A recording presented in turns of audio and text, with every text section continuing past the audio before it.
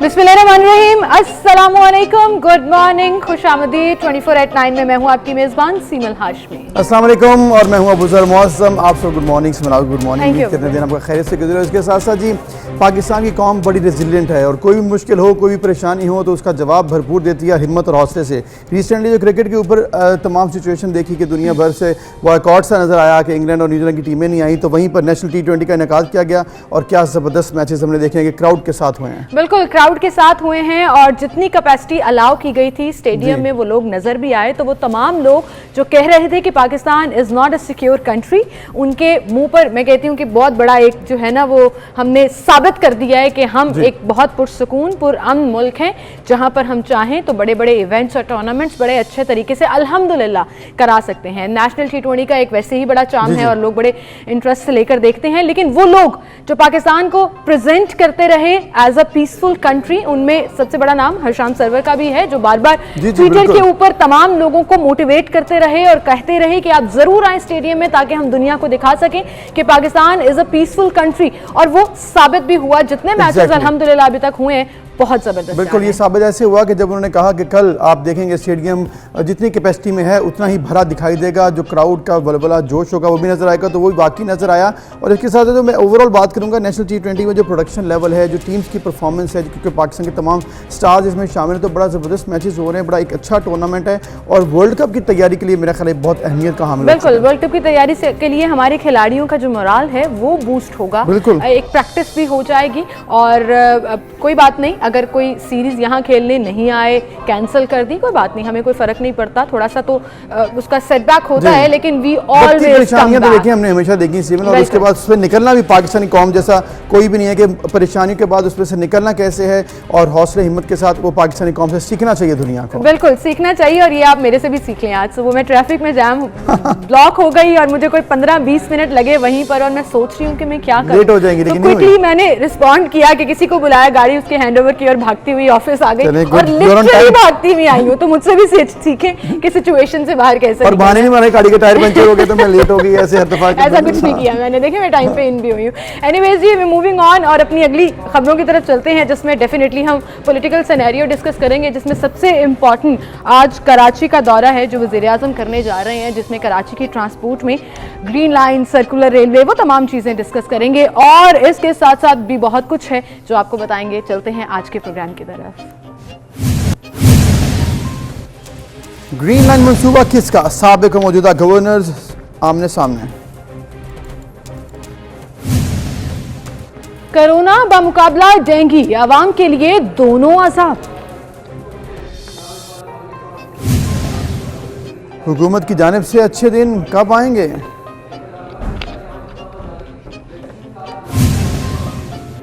झगड़े वर्कर्स के नहीं क़यादत के हैं।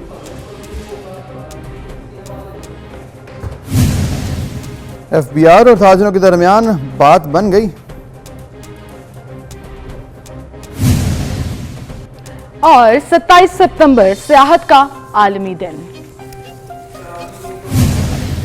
जी ये थी हमारी टॉप स्टोरीज, और टॉप स्टोरीज में सबसे पहले तो हम डिस्कस कर लेते हैं ओवर द वीकेंड जो पॉलिटिकल स्टेटमेंट्स के तबादले होते रहे और तुर्की ब तुर्की जवाब मिलते रहे। एक हुकूमत की तरफ से स्टेटमेंट आती है, फिर ऑपोजिशन की तरफ से आती है, फिर ऑपोजिशन की तरफ से आती है, हुकूमत जवाब देती है।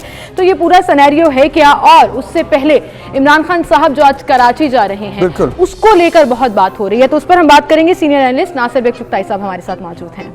अस्सलाम वालेकुम नासिर बेग चुगताई साहब, बहुत शुक्रिया आपका, गुड मॉर्निंग। और जैसे कि हमारा आपका साथ जो है ना वो रहता है, बड़ा ज़बरदस्त रहता है, आपके से हम बड़ा कुछ सीखते हैं। तो आज नासिर साहब आज बड़े खुश लग रहे हैं, आप प्राइम मिनिस्टर साहब आ रहे हैं, मुझे लग रहा है आप तो खसूसन इस्तकबाल करने जाएंगे। देखिए बुलाया तो बहुत मोहब्बत से उन्होंने, सच्ची बात ये है, लेकिन बास ख्वाब ऐसे होते हैं जो हम बरसों से देख रहे होते हैं जी, और वो ख्वाब ही रहते हैं। मतलब ये ख्वाब KCR वाला जो आप बात कर रहे हैं जी जी, ये हमने देखा था 2001 में, कैन यू बिलीव मी। 2001 में इसको रिवाइव करने का प्रोजेक्ट शुरू हुआ, शौकत अजीज ने भी शुरू किया, नवाज शरीफ ने भी शुरू किया, फंड तक जारी हो गए और अब माशाल्लाह फिर शुरू हो रहा है। अब तो संगे बुनियाद रखा जा रहा है, और संगे बुनियाद तो खैर नहीं हो सकता वो रीस्ट्रक्चरिंग का एक एग्जैक्टली फाउंडेशन स्टोन हो सकता है, वो कह सकते हैं आप, but it's a very ambitious project. KCR itself 1966, मेरी पैदाइश से पहले की बात है, 1966 पे शुरू हुआ था। मेरे अब्बा उस गाड़ी में आया करते थे नाजाबाद तक, वहाँ से भाई उन्हें अपनी गाड़ी में घर लाया करते थे, थोड़ा सा फासला था स्टेशन से घर का, थोड़ा सा फासला था। जी तो वो बड़ा एम्बिशियस प्रोजेक्ट था, कराची को, पूरे कराची को कवर करता था सर्किल में, that's why it's called circular rail. जी जी। लेकिन अब वो कराची तो पता नहीं कहाँ चला गया, अब वो कराची उससे तिगना हो गया है, यानी 75% बढ़ गया है, आबादी बढ़ गई है। उस वक्त आबादी 1 करोड़ के करीब होगी शायद, मुमकिन है कम हो, अब 3 करोड़ के करीब आबादी है। अब शहर से बाहर निकल गया है, बिल्कुल शहर 30 शहरों में तब्दील हो गया। मतलब गडाब तक, मेरा ख्याल है गडाब बिल के प्रोजेक्ट में है, जो एक्सटेंशन में होगा, 2 फेज में करना चाह रहे हैं इसको ये, और ग्रीन लाइन को भी लिंक करेंगे इससे सिंध गवर्नमेंट के जो प्रोजेक्ट्स हैं वो भी लिंक होंगे। इसके अलावा इसमें फेडरल गवर्नमेंट का भी फंडिंग है, सिंपेक की फंडिंग है, और गवर्नमेंट ऑफ सिंध की जिम्मेदारी ये है कि वो जो ओवरहेड ब्रिजेस हैं उसके ऊपर वो बनाएगी। तो अल्लाह करे कि सब मिलके काम इस बार कर लें। ताई की बात बिल्कुल ठीक है कि अल्लाह करे सब मिलकर काम कर लें। इमरान खान साहब के हवाले से बात की जा रही है कि 162 अरब के पहले उन्होंने रोके रखे फ़ंड्स और वो भी जारी नहीं हो सके, लेकिन वो कहते हैं हम जारी कर रहे थे, सिंध गवर्नमेंट ने कुछ प्लान नहीं दिया। फिर इसके अलावा 1100 अरब के हवाले से बहुत से परेशानियाँ हैं कि ट्रांसफॉर्मेशन प्लान, इसके उसके अंदर ही एक कराची सर्कुलर रेलवे थी, फिर इसके अलावा K4 का मंसूबा है, ओवरऑल जो कराची में डेवलपमेंट थी। अब रिसेंटली इमरान खान साहब ने जो Karachi comprehensive coastal development zone की बात की है कि वो CPEC का हिस्सा बन रही है, इस पर भी वो बात करें, आज वहाँ पर भी वो इसका संगे बुनियाद रखेंगे। तो ये जो संगे बुनियाद ऐलानात अपनी जानिब, इसकी अहमियत होती है, लेकिन लोग क्या वाकई खुश होते हैं जब सिर्फ ऐलान हो जाए? देखिए, अब तो लोग पहले खुश हुआ करते थे, पहले लोग सेलिब्रेट करते थे, क्योंकि पहले संगे बुनियाद रखने के बाद वो बुनियाद पे इमारत तामीर हो जाया करती थी। अब संगे बुनियाद ही रहता है, फिर आगे कोई दूसरा उसको उखाड़ता है, तीसरा लगाता है। प्राइम मिनिस्टर का ये जो पुश है टुवर्ड्स कराची, ये वाला पुश, ग्रीन लाइन है और KCR है और K4 है, इसके संगे बुनियाद है सबके, ये इंतखाबी मुहिम का हिस्सा है। ये इंतखाबी मुहिम का हिस्सा प्राइम मिनिस्टर शायद या तो वक्त से पहले इंतखाब कराएंगे या 2 साल। दैट्स व्हाई KCR का जो प्रोजेक्ट है उसको 2 जो फेज रखे गए हैं, एक 18 महीने का है और एक 24 महीने का है, तो शायद 24 महीने का फेज कैसे पूरा कर लेंगे ये, जब इनसे ग्रीन लाइन पूरी नहीं हो पाई। ग्रीन लाइन का प्रोजेक्ट जहां रोका था नवाज शरीफ के जमाने में, वहीं से वहीं पर है, वो उससे आगे नहीं बढ़ पाया है। उससे आगे उसको जहाँ था टावर तक, आपको मैं बता दूं मज़ार क़ायद पर रुका हुआ है, मज़ार क़ायद पर, वहां से इसको जहाँ था टावर तक, वो पूरा वॉल बनाया ही नहीं गया। तो फेज 1 में ग्रीन लाइन चलेगी और वो नुमाइश तक आएगी, लेकिन बड़ा रास्ता है, वो भी अच्छा रास्ता है, बड़ा खासा तवील रास्ता हो जाएगा और एक बेहतर 40 बसें से चले। लोग इतराज करेंगे 40 बसें क्या जाता है, वो 40 ही कर लो, 20 इधर से आएंगी, 20 उधर से, सिंध गवर्नमेंट की 40 आ जाएंगी दिसंबर में। एक अच्छी बात ये है कि सिंध गवर्नमेंट की बसें भी फेडरल गवर्नमेंट के जरिए आ रही है। नासिर चुगताई साहब, जैसे आप कराची सर्कुलर रेलवे से ग्रीन लाइन पर आ गए, लेकिन सवाल सिर्फ ये है कि संगे बुनियाद रखना या बसें मंगवा देने से क्या आपकी तख्ती लग जाती है? लड़ाई पड़ गई है, साबिक गवर्नर और मौजूदा गवर्नर की बयानबाजी भी सामने आ रही है और डेफिनेटली ऑपोजिशन और गवर्नमेंट इस पर जाहिर है आमने सामने है। नून लीग कहती है जी 80% इंफ्रास्ट्रक्चर हमने मुकम्मल कर लिया था, आप तो वहां मौजूद हैं, बताइएगा कि क्या वाकई में इसमें सच्चाई है और ये मंसूबा किसके हिस्से में जाता है? देखिए 90% या 80% स्ट्रक्चर मज़ार क़ायद तक मुस्लिम लीग की गवर्नमेंट ने पूरा कर लिया था। ठीक है। अब अगर गवर्नर इस्माइल साहब कुछ कहते हैं, अब मैं कुछ कहूंगा तो फिर नाराज हो जाएंगे। बड़े बहुत अच्छे दोस्त हैं, बुजुर्ग मेरे, बुजुर्ग तो नहीं है, दोस्त मेरे, हैवी बैग पे बड़ा अच्छा लगते हैं मुझको बैग चलाते हैं वो तो ये भी तक कह गए थे कि राशिद मिनाज शहीद की बेवा ने शादी नहीं की।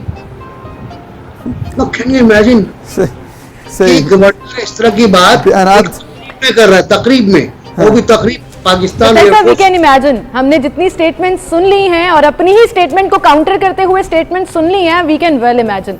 सो coming back on this project, आपको लगता है कि इसका ड्यू क्रेडिट नून लीग को जाएगा जब ये फंक्शनल हो जाएगा अगले महीने?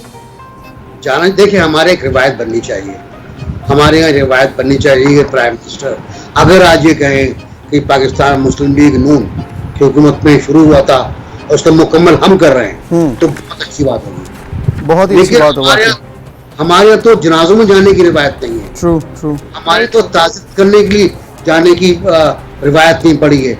ये रिवायत डालनी चाहिए। देखिए इससे कुछ नहीं होता, इससे कुछ नहीं। अगर आप जुमला कहते हैं ना कि मुस्लिम लीग नून के जमाने में शुरू हुआ था, ये करप्ट लोगों के जमाने में, अब हम पूरा करेंगे इसको ईमानदारी, तो यही कहते हैं यार, तो बड़ा अच्छा हो जाएगा। लेकिन मुझे लगता नहीं ऐसा होगा। ऐसा होगा नहीं। ट्रू ट्रू, आप सही कह रहे हैं चुगताई साहब। और बात अब यही है कि पाकिस्तान में जो मॉरल्स हैं या इस तरह की अखलाकियात के हवाले से सियासत के ऊपर बात तो बहुत की जाती है, लेकिन उसकी इम्प्लीमेंटेशन हमने बहुत कम देखी है। इसी तरह अब ये सिचुएशन हम देखते हैं ओवरऑल, अगर हम सिर्फ अपोजिशन की थोड़ी सी बात कर लें, क्योंकि वो तो ऑब्वियसली ये कह रहे हैं गवर्नमेंट कुछ परफॉर्म नहीं कर सकी, लेकिन अपोजिशन अपने में कैसे परफॉर्म कर रही है, कुछ ये भी मुलाहिजा करें कि हमजा शहबाज शरीफ साहब कल पिंडी में मौजूद थे और ओवरऑल हमजा शहबाज साहब ने बात भी की, दीगर कायदीन भी मौजूद। अब ये मामला आया एक बार फिर एक्सटेंशन के हवाले से, जब उनसे सवाल किया गया हमजा शहबाज से, तो उन्होंने कहा कि हम क़यादत एक पेज पर थी, और वो ऑब्वियसली मरीम नवाज़ के हवाले से बयान कर रहे थे बात। आप कैसे देखते हैं ये जो रिफ्ट्स दोबारा से सरफेस हो रहे हैं? देखिए मुझे सच्ची बात ये है कि मरीम बीबी का जो बयान है मुझे बिल्कुल समझ में नहीं आया कि वो क्या कहना चाह रही थी। उन्होंने कहा हम मैं गुनाह में शामिल नहीं थी, अपने आप को साइड पे कर दिया। क्या वो ये कहने जा रही थी कि वो अपने वालिद के गुनाह में शामिल नहीं है? एग्जैक्टली। उन्होंने ऑर्डर किया था मुस्लिम लीग नून को, अपनी पार्टी को, कि एक्सटेंशन के लिए फुल फोर्स इस्तेमाल की जाए, पूरी पार्लियामानी ताकत इस्तेमाल की जाए।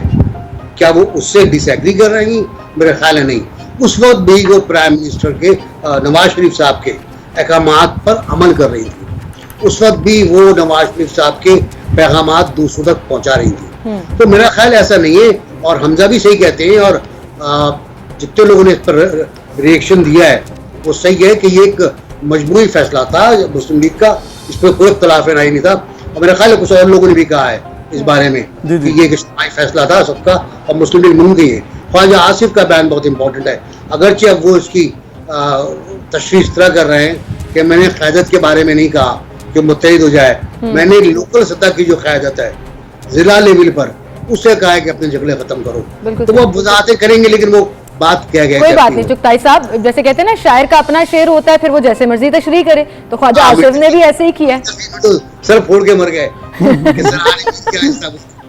लेकिन ये बड़ा अजीब नहीं लगता कि पार्टी एक है, बयानिए दो हैं, फिर कहीं आप कन्फेस भी कर लेते हैं कि जो लड़ाई जो है वो क़यादत में है, वर्कर्स को बीच में नहीं आना चाहिए, फिर कहीं पर एक तरफ से कुछ और बयान, एक तरफ से कुछ और बयान। आप अपने वर्कर्स या वोटर्स को डिवाइड नहीं कर रहे? ऐसा नहीं लग रहा, ऐसी फीलिंग नहीं आ रही नून लीग के लिए? सिमल, मैं एक आज भी मैं अपने, आपको याद होगा मैं बकवास करता रहता हूँ आमतौर से, मौलाना काबिल एहतराम है हमारे लिए, मौलाना फजलुर रहमान।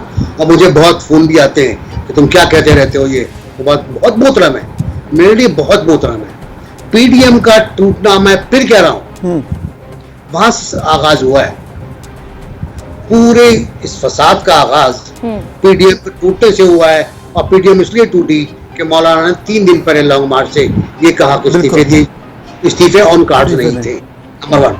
अब मौलाना ने जब ये देखा कि अपोजिशन पार्लिमानी इस्लाहात कमेटी में जा रही है, हाँ जी, तो फोन किया शायद खाकान अब्बासी को, नाराज हो गए, वो नाराज हो गए, बरहम हो गए, सुना है डांटा वांटा भी उन्होंने, हाँ जी। तो शायद अब उन्होंने शो कॉज किया है शायद खाकान को, पहले शायद खाकान ने शो कॉज किया था बिलावल को, उन्होंने वर्बल किया है, और शायद खाकान अब्बासी ने कहा कि मैं मियां शहबाज शरीफ से बात करूंगा जी।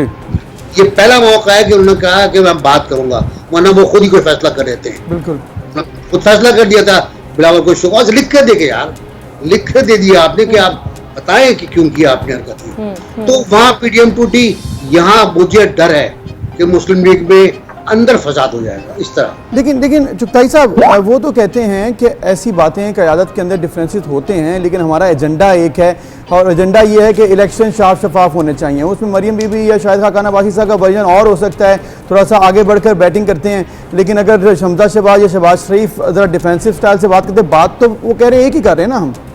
देखिए मैं आपको एक बात बताऊँ, मैं शायद 19 ईयर्स का होऊंगा, मैं इंटर्नशिप कर रहा था और मैं बड़ी रिपोर्टिंग कर रहा था एज ए इंटर्न, और बहुत ह्यूज ज़माना था जुल्फ़िकार अली भुट्टो का मुकदमा चल रहा था, तो मैंने एक बार पूछा अब्दुल हफीज पीरजादा साहब से, मुझसे बड़ा प्यार करते थे वो, मेरा ज़माना भी लगता, बड़े बड़े बाल, एक अजीब सा हुलिया था मेरा। तो मैंने उनसे पूछा कि ये आपके इख्तलाफात बेनज़ीर थे? उन्होंने मुझे डांट दिया, क्या भी होती कि तुम बच्चे हो इस बारे में, मुझे नहीं पता कि पॉलिटिक्स क्या होती है। बीबी से इख्तलाफात क्यों होंगे मेरे? और बीबी से इख्तलाफात थे उनके, बाकी देख लिया वो अलग हुए पीपल्स पार्टी से। तो ये जो तरदीद होती है ना, इसके अंदर भी खबर होती है, इसके अंदर भी आपको खबर निकालनी होती है। इख्तलाफ देखिए सरफेस पर, पार्टी के अंदर जो इख्तलाफ है वो पार्टी के अंदर रहेगा, वो पार्टी के कमरे के अंदर रहेगा, वो आपस में तय कर लेंगे। लेकिन जब बाहर आता है वो, जैसे दूध उबलता है तो गिरता है नीचे, जब उबलेगा तो नीचे, उबलेगा ही नहीं तो नीचे कैसे उबल गए? मतलब कुछ है तभी, कोई कुछ ना कुछ है तभी धुआं उठ रहा है, जिसकी पर्दादारी है। और पर्दादारी वो अच्छे से कर नहीं पा रहे, क्योंकि आस पड़ोस के अलावा दुनिया जहान को नजर आ रहा है कि हो क्या रहा है। बहरहाल अभी तो कुछ वक्त है, और अब तो बयानिया ये भी चेंज हो गया कि 2023 में जाकर देखेंगे कि शफाफ इलेक्शन होने हैं। तो वो जो बीच में कुछ करने का पॉइंट था, वो चाहे मार्च के हवाले से हो या किसी भी पॉइंट से हो, वो कहीं पीछे रह गया। अच्छा, दूसरी जानिब अफगानिस्तान की सूरत हाल के ऊपर अगर हम बात करें, प्राइम मिनिस्टर साहब का जो UN में खिताब था बड़ा अहमियत का हामिल रहा, और उसकी बड़ी पजीराई भी हुई, वो चाहे कश्मीर के ऊपर बयानी के हवाले से हो या अफगानिस्तान के स्टांस के ऊपर। अफगानिस्तान के नायब वज़ीर ख़ारजा मीर खान मुत्तकी कहते हैं कि हमारे साथ इंतशार की जो सियासत करेगा वो तनहा रह जाएगा। इस पूरी सिचुएशन को आप कैसे देखते हैं? मीर मुत्तकी जाहिर है बहुत मुत्तकी परहेज़गार शख्स हैं, वो जो कुछ कहें बिल्कुल सर आंखों पर। लेकिन असल बात यह है कि इस वक्त अफगानिस्तान तनहा हो रहा है। प्राइम मिनिस्टर ने UNO में यही तो कहा है कि उसको तनहा न छोड़ें। मखदूम शाह महमूद साहब भी ये कह रहे हैं कि तनहा न छोड़ें अफगानिस्तान को, और बात बिल्कुल दुरुस्त है। अगर अफगानिस्तान को तनहा छोड़ दिया गया तो तनहा शख्स हर वो काम करता है जो कोई सैडिस कर सकता है, जो तशद्दुद पसंद कर सकता है। बिल्कुल। हाँ, अब देखें आपके वो जो तालिबान की एक यूनिटी है उसमें असर पड़ रहा है, उस पर फर्क आ रहा है। मतलब लोग अब बात कर रहे हैं दोहा और कंधार की टर्मिनोलॉजी में। दोहा और कंधार में इख्तलाफात हो गए, तो भाई दोहा और कंधार में इख्तलाफात कैसे हो गए? वो फिर बताते हैं, वो एक्सप्लेन करते हैं कि दोहा से मुराद है वो लोग जो दोहा में रहकर आए हैं, जो मुज़ाकरात करते थे, जो अफ्रीकियों से मिला करते थे, जो अंग्रेजी जानते हैं। और कंधार वो है जो अफगानिस्तान से बाहर नहीं आया। अब सूरत हाल ये कि आपने हेरात में एक आदमी को सजाए मौत दी और उसकी लाश को लटका दिया। फिर मुल्ला नूरुद्दीन साहब कहते हैं कि हम सख्त सजाएं वापस लेकर आएंगे। फिर आप खवातीन का TV चैनल बंद कर देते हैं, उससे पहले आप खवातीन की क्रिकेट टीम बंद कर देते हैं। तो ये, और उस पर फिर उसके बाद खबर आती है कि मुल्ला अब्दुल गनी ब्रदर लापता हो गया, गायब हो गए। सदारती गार्जियन कहता है सदारती महल में लड़ाई हुई, उस वक्त गायब हो गए। साहब, आपको नहीं लगता है कि इमरान खान साहब जो हैं, उन्होंने जैसे कि UN के इजलास में भी बात की कि अफगानिस्तान को वक्त दिया जाए, तालिबान को वक्त दिया जाए, 2 से 3 साल फिर सपोर्ट की जाए, क्योंकि ऐसी सिचुएशन में आप भी कह रहे हैं कि तनहा नहीं छोड़ना चाहिए। फिर इसके अलावा जो उनका खिताब है पूरी दुनिया में सबसे ज़्यादा देखा गया, किसी भी सरबराह से ज़्यादा देखा गया इमरान खान साहब का खिताब। इसकी वजह यह अहमियत है कि इमरान खान साहब जो इस वक्त कह रहे हैं उसके रीजनल पर बहुत ज़्यादा असरात होंगे। तो क्या फिर अफगानिस्तान की तरफ ये कहना कि पाकिस्तान को हम तारीफ़ करते हैं, पाकिस्तान के खिलाफ अपनी सरजमीन इस्तेमाल नहीं होने देंगे, तो पाकिस्तान को तो अपना स्टैंड क्लियर रखना चाहिए, क्योंकि हमारी भी अपनी इसमें इंटरेस्ट, वेस्टेड इंटरेस्ट हैं। दूसरी जानिब अफगानिस्तान के लिए पीस की अगर बात करना कि वहाँ पर थोड़ा वक्त दिया जाए, उनके अकाउंट्स फ्रीज ना किए जाएं, तो ये बेहतर बात नहीं है? देखिए, मैं बताऊँ आपको कि यूरोप हैरत अंगेज तौर पर तालिबान फ्रेंडली है। अमेरिका ने 3 लाइसेंस जारी किए हैं तालिबान को इमदाद देने के, पाबंदी के बावजूद। उनके पाबंदी है तालिबान पर कारोबार लेन देन करने पर पाबंदी है, लेकिन उन्होंने कारोबार लेन देन, दवाएं और ग़िज़ाई अजनास इनकी फराहमी के लिए 3 लाइसेंस कल जारी किए। यूरोप भी करने वाला है, और दुनिया चाहती है तालिबान की मदद की जाए। दुनिया, पाकिस्तान ने ऑफर किया है कि हमें आप स्प्रिंग फील्ड बना लें, यहाँ सामान डंप करें, यहाँ से ले जाएं आप, हम आपको इमदाद, हम आपको हेल्प करने को तैयार हैं। तो दुनिया तैयार है, तालिबान की तरफ से थोड़ी सी नरमी होनी चाहिए। ठीक है, दुनिया ही चाहती है कि तालिबान थोड़ा सा अपना वो चेहरा दिखाए जो दोहा का चेहरा है। सही, वो नजर आना कम हो रहा है आहिस्ता आहिस्ता, और ये खतरनाक है। बिल्कुल सही, वो कम नहीं होना चाहिए। जो तारीफ हो रही थी शुरू में, बिल्कुल सही कह रहे हैं आप। तो जो तारीफ हो रही थी कि जो मुज़ाकरात कतर में हुए उसके ऊपर स्टैंड किए हुए हैं तालिबान, वो इमेज कायम रहना चाहिए। ख़वातीन के हकूक़ के लिए तालिबान बिल्कुल भी उनको पीछे नहीं करेंगे, ये उनका चेहरा सामने रहना चाहिए। और आपकी बात बिल्कुल ठीक है कि अफगानिस्तान के अंदर 1996 वाला अगर इमेज नजर आया तो फिर दुनिया जो है वो आइसोलेट कर देगी एक्सट्रीमली। अभी तो फिर थोड़ा सा सिंपैथीज जो है वो मिल रही हैं और यूएन जो है वो भी सपोर्ट करने को तैयार है। चुगताई साहब बहुत शुक्रिया आपका, आप हमारे साथ मौजूद थे और थैंक यू सो मच जी। कराची से लेकर काबुल तक जो हमने तज्जिया किया वो हमेशा से ही चुगताई साहब का बड़ा यूनिक भी रहा है और हम और बड़ा जबरदस्त और डिटेल्ड होता है। इसका फायदा ये होता है कि हमारे लिए भी आसानी हो जाती है और जो देखने वाले हैं उनको भी बहुत कुछ सीखने को मिलता है। अब एक ब्रेक लेते हैं, फिर मिलते हैं।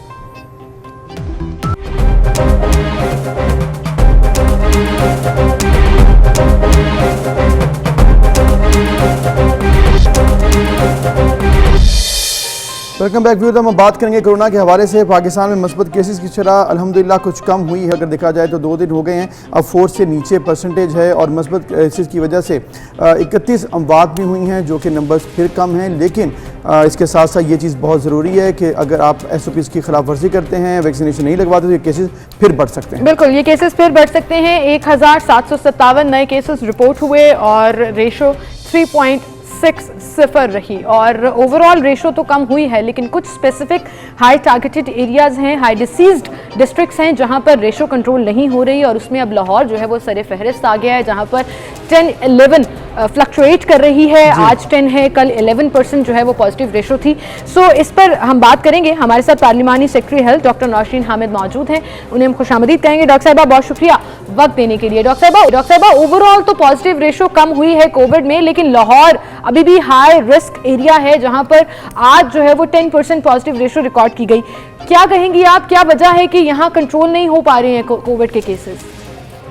जी देखिए, बिल्कुल इस वक्त लाहौर जिस तरह से हमें पता है कि एक वेरी डेंसली पॉपुलेटेड एरिया है और उसके अंदर वो स्लम्स में, जिसको हम अर्बन स्लम्स कहते हैं, वहाँ पे बहुत क्लोज प्रॉक्सिमिटी में एक एक गली में 200, 300 लोग रहते हैं। छोटे से 2-3 मरले के घर होते हैं, वो उसके अंदर कई मंजिलों पे बेतहाशा फैमिलीज जो हैं वो रहती हैं, 8-8, 10-10 लोगों की।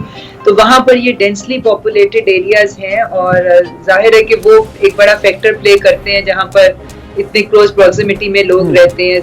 SOPs के ऊपर भी उस तरीके से अमल दरामद नहीं हो रहा जैसा कि होना चाहिए। और तीसरी वजह ये कि लाहौर के इर्द गिर्द के भी जो इलाके हैं, जब पेशेंट थोड़ा सा सीरियस होता है या पेशेंट की तबीयत खराब होती है तो वो फिर उसको लाहौर ही लेके, तो वो कैचमेंट एरिया भी जो होता है उसकी वजह से भी आपको लाहौर में केसेस ज्यादा नजर आते हैं। सही। तो डॉक्टर साहब फिर अब चूंकि केसेस आपने वेरियस रीजंस दिए कि लाहौर में क्यों ज़्यादा रिफ्लेक्ट हो रहे हैं, इसके अलावा ओवरऑल भी आप बात कर रही हैं, तो क्या NCOC इस वक्त क्या स्टैंड कर रही है, कहाँ पर है? वैक्सीनेशन के हवाले से जो इशूज़ आ रहे थे क्या वो रिजॉल्व हो चुके हैं? इसके अलावा जो SOPs के हवाले से इशूज़ हैं पूरे मुल्क से, अगर क्योंकि मॉनिटर तो आपने करना होता है, तो कहाँ पर इस वक्त NCOC देख रही है पाकिस्तान को? देखें जी, इस वक्त बिल्कुल ये तो हमें सबको बात अब समझ आ गई है कि ये जो कोविड है, this is not a temporary thing, it is here to stay for some time, maybe 2 साल, 3 साल, 4 साल, कोई भी प्रिडिक्ट नहीं कर सकता। तो ऐसे में जो SOPs हैं वो शॉर्ट टर्म सोल्यूशंस हैं, वो वक्ती सोल्यूशंस हैं उस वक्त तक के लिए जब तक हम जो है अपनी वैक्सीनेशन के टारगेट को अचीव नहीं कर लेते, क्योंकि इसका लॉन्ग टर्म सोल्यूशन यही है कि हमारी 70% से ज्यादा पॉपुलेशन, जो एलिजिबल पॉपुलेशन है, वो वैक्सीनेट हो जाए।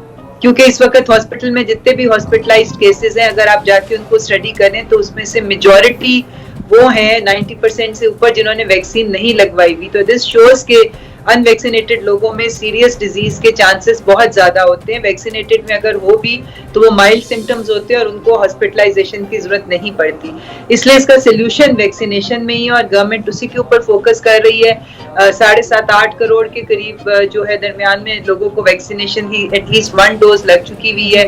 2.5-3 करोड़ जो है वो फुली वैक्सीनेट हो चुके हुए हैं। तो इंशाल्लाह ताला जो हमारा 8 करोड़ का टारगेट है by the end of this year, हम समझते हैं कि इंशाल्लाह जब हम वो अचीव कर लेंगे तो बाकी वाले की तरह हम भी जो है वो पाबंदियां थोड़ी सी नरम कर सकेंगे और SOPs में थोड़ी रिलैक्सेशन हो सके इंशाल्लाह जी, इंशाल्लाह। और डॉक्टर साहब ये बड़ा ज़रूरी भी है। डॉक्टर साहब जैसे अभी आपने जिक्र किया कि वैक्सीनेशन वाले जो लोग हैं, वैक्सीनेटेड लोग हैं, उनका रिकवरी रेशो भी बड़ी जल्दी हो जाता है अगर उनको कोविड हो, और दूसरा हॉस्पिटलाइजेशन की जरूरत नहीं पड़ती। तो ये बड़े हौसला अफजा साइंस हैं जो हम लोगों को कन्विंस कर सकते हैं कि वो अपने आप को वैक्सीनेट कराएं। लेकिन एक और भी चीज़ बड़ी ज़रूरी होती है, वो होते हैं सख्ती करना। अब 1 अक्टूबर से NCOC ने भी सजेस्ट किया है और ओवरऑल भी सख्ती होने जा रही है अनवैक्सीनेटेड लोगों के लिए, उस हवाले से बताइएगा, क्या एक्सटेंड तो नहीं की जाएगी डेट? लोगों को पता होना चाहिए कि 1 अक्टूबर से पहले पहले एटलीस्ट 1 डोज ही लगवा लें। जी, मेरा ख्याल है कि इसके लिए एनसीओसी ने और असद उमर साहब ने बहुत पहले एक इन्फॉर्म कर दिया था, वार्निंग दे दी थी लोगों को, काफी टाइम जो है वो जी हमें याद है अगस्त में अनाउंस किया था कि 1 अक्टूबर से सख्ती होगी और पाबंदियां लगेंगी। जी, तो आई थिंक काफी टाइम दे दिया गया और उसके बाद हमने रिस्पांस भी देखा है, वैक्सीनेशन सेंटर्स पे रश भी हुआ है, लोग आ भी रहे हैं और लोग लगवाना भी चाह रहे हैं। बहुत सारी जगहों पे ऑलरेडी ये इम्प्लीमेंट हो रहा है। मैं कुछ ऐसे वो जानती हूँ कि वो एक ट्रैक्टर ट्रॉली वाले हैं, उनको जाके अपनी पूरी फैमिली को उसने लगवाई क्योंकि वो कहते हैं मुझे पेट्रोल नहीं मिल रहा था। तो ये ऑलरेडी भी इम्प्लीमेंट हो रहे हैं। तो अब ये हमारा जो नीचे का मजदूर तबका है उसमें भी ये अवेयरनेस आ गई है कि वो लोग भी डिफरेंट चीजों को अवेल नहीं कर सकेंगे। तो होपफुली इंशाल्लाह ताला इसके पॉजिटिव रिजल्ट्स आएंगे इस हफ्ते इंशाल्लाह। और हम उम्मीद करते हैं कि 8 करोड़ से भी बढ़ जाए ये टारगेट, और एंड पर जब हम दिसंबर में जब एनालिसिस देखें तो फिर मजीद लोगों ने भी वैक्सीनेशन करवाई और फुली वैक्सीनेटेड हों, यानी कि फुल दोनों डोजेस। इसके साथ साथ डॉक्टर साहब एक और इशू जिस पर हम बात करना चाहेंगे डेंगू के हवाले से, जो कि पंजाब में बहुत ज़्यादा केसेज और उसमें लाहौर फिर हमने देखा कि यहाँ पर ज़्यादा रिपोर्ट हो रहे हैं केसेज, ऑल्दो के तमाम लैब्स अब सेंट्रलाइज हैं, सिस्टम सारा डाटा सब मिल रहा है और लोगों की इस हवाले से इलाज भी हो रहा है। लेकिन इस पर जो एनसीओसी और आप चूँकि पार्लियामानी सेक्रेटरी हेल्थ हैं, किस तरह से देख रही हैं? क्योंकि ये वबा अगर दोबारा से फैलती है, ऑल्दो इसके अब वो असरात कम है, लेकिन फिर भी ये बहुत प्रॉब्लम क्रिएट कर सकती है, उसकी क्या तैयारी की हुई है? जी बिल्कुल, डेंगू भी एक सीरियस मसला है और हम यही अभी तक इसका जो पैटर्न है वो यही देख रहे हैं कि एक साल इसके इंसिडेंट्स कम होते हैं और अगले साल इसके ज्यादा होते हैं। लास्ट ईयर एक हल्का साल था, इस साल बिल्कुल केसेस जो हैं वो बढ़ रहे हैं, तेजी से बढ़ रहे हैं। इस्लामाबाद में भी बहुत रिपोर्ट हुए हैं, कराची में भी हो रहे हैं, लाहौर में भी हो रहे हैं। तो इसको गवर्नमेंट बिल्कुल सीरियसली देख रही है। हमारी जो डेंगू की सर्वेलेंस टीम्स हैं वो अपने ग्राउंड पे हैं, वो जगह जगह जाकर वो लार्वा की तलाश कर रहे हैं और जिन एरियाज में लार्वा की प्रेजेंस नजर आती है वहां पे फौरी तौर पे जो है वो फ्यूमिगेशन की जाती है। उसको तल्फ करने के लिए जितने इकदाम हैं वो उठाए जाते हैं। उसके अलावा अवेयरनेस भी क्रिएट कर रहे हैं। पर मैं समझती हूँ कि लोगों को अब काफी हद तक समझ आ गई है कि हम इतने साल से डेंगू को फेस कर रहे हैं कि इसको हम किस तरीके से इससे बच सकते हैं। हमने पानी नहीं खड़े होने देना, और ये सबसे बड़ी बात है कि ये जो मच्छर है ये साफ पानी का मच्छर है। तो हम आमतौर पे कुछ सोचते हैं कि जौहर ना हो, गंदे पानी ना, मगर ये घरों के अंदर जो साफ पानी गमलों में खड़ा है,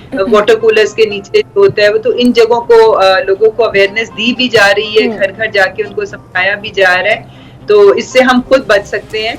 हम लोगों ने थोड़े से प्रिकॉशंस हैं और ये कोई इतने मुश्किल भी नहीं है। तो ये अवेयरनेस प्लस जो मैं आपने बताया कि सर्वेलेंस टीम्स जो हैं वो ग्राउंड पे हैं और लार्वे को ढूंढ के उसको तलब कर रही हैं। बिल्कुल सही। डॉक्टर साहिबा बहुत शुक्रिया आपका, आप हमारे साथ मौजूद थी। कोविड हो या डेंगू हो, लोगों के कॉपरेशन के बगैर इन बीमारियों से लड़ना मुमकिन नहीं है। और ये बात आप जिसे कहते हैं ना पल्ले से बांध लें कि हमने अपनी सेहत और अपने इर्द गिर्द के लोगों की सेहत का ख्याल खुद रखना। बिल्कुल, इसके लिए बहुत ज़रूरी है कि गवर्नमेंट जो है अवेयरनेस कैंपेन जारी रखे और जो लोग हैं वो अपनी तरफ से रिस्पांस दें और तमाम एसओपीज़ को फॉलो करें जो कि इन बीमारियों के हवाले से बताए गए हैं। बिल्कुल, इसी के साथ एक ब्रेक लेते हैं, दोबारा हाजिर होंगे, हमारे साथ रहिए।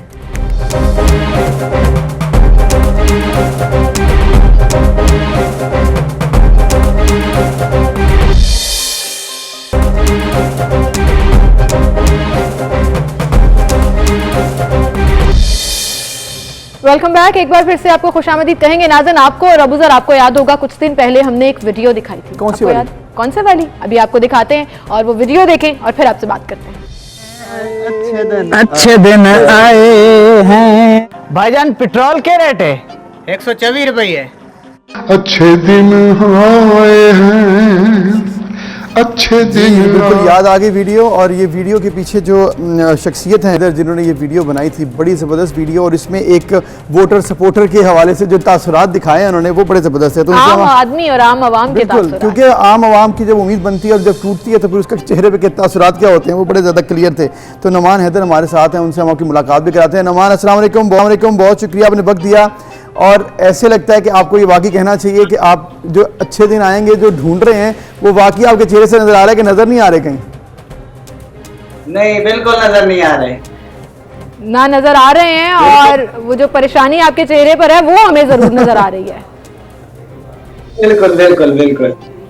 अच्छा नोमान, आइडिया कैसे आया ये वीडियो बनाने का? आप यूट्यूबर हैं, सोशल मीडिया पर आपकी इस वीडियो को बड़ी पज़िराई भी मिली क्योंकि लोग इसके साथ रिलेट कर रहे थे, लोगों को लग रहा था शायद आप उनकी जो फीलिंग्स हैं वो दिखा रहे हैं। आइडिया कैसे आया? जी इस तरह था कि मैं ना ये 3 साल जो प्रेस कॉन्फ्रेंस हुई जिसके अंदर अताउल्लाह ईसा खिलवी साहब ने गाया अच्छे दिन आए हैं, तो मैंने हालात देखे, मुझे बहुत गुस्सा आया। मैंने कहा कि हालात किस तरह के हैं, इतनी महंगाई हो गई है और अब खान साहब अताउल्लाह ईसा खिलवी साहब गा रहे हैं कि जी अच्छे दिन है, अभी भी अच्छे दिन है। तो मैंने कहा इसका जवाब तो देना चाहिए। फिर मेरे दिन में ऐसे आइडिया आया, फिर मैंने अपनी टीम से राब्ता किया, इमरजेंसी मीटिंग बुलाई, मैंने उनसे कहा कि एक वीडियो बनानी है, आइडिया आया है। वैसे मुझे इतना यकीन नहीं था कि फेम इतना मिलेगा, लेकिन उस वक्त आइडिया अच्छा था। बिल्कुल, मेरे ख्याल में इसमें कोई शक नहीं, आइडिया बड़ा अच्छा था और जो तर्जुमानी थी वो बड़ी ज़बरदस्त थी।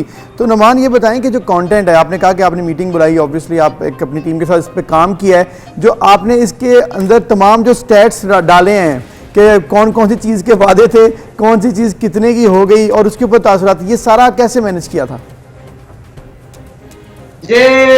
ये शूटिंग हुई थी, ये मैंने स्क्रिप्ट नहीं लिखा था क्योंकि इमरजेंसी मीटिंग थी, तो बेसिक चीजें, बुनियादी चीजें थी वो हर बंदे की जरूरत होती है, लाइक पेट्रोल हो गया, आटा हो गया, चीनी हो गया, घी हो गया, और ये चीजें जो है एक बेसिक हर बंदे को पता है। अब जीडीपी का मैंने नाम नहीं लिया क्योंकि वो लोगों को नहीं पता, आम लोगों को नहीं पता।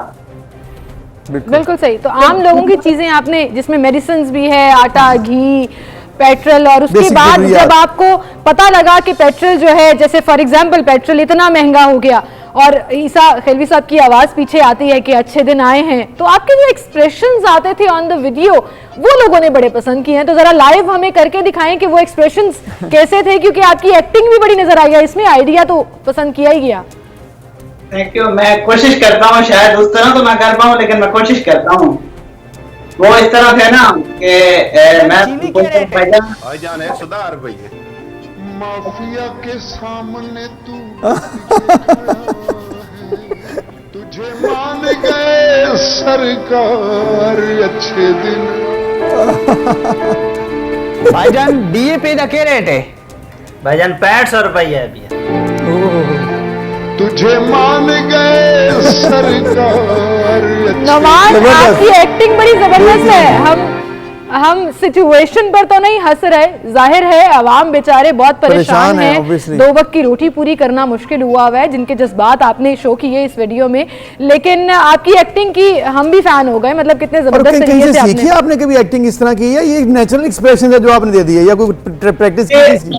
पहले मैं तकरीबन 2 साल तो नहीं, 1 साल हुआ था मुझे काम करते हुए, तो मैं कुछ और तरह की एक्टिंग करता था, वो जो ट्रेंड नहीं हुआ करते थे। फिर मैंने ट्रेंड्स को टच किया, तो इस तरह की वीडियोस बनाई, तो वो कुछ ना कुछ वायरल हुई।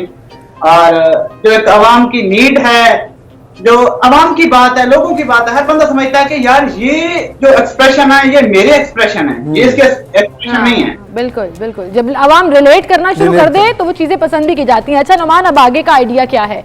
अगली वीडियो लोग इंतजार कर रहे हैं, आपके फैंस भी इंतजार कर रहे हैं, कोई आइडिया है जिस पर काम कर रहे हैं?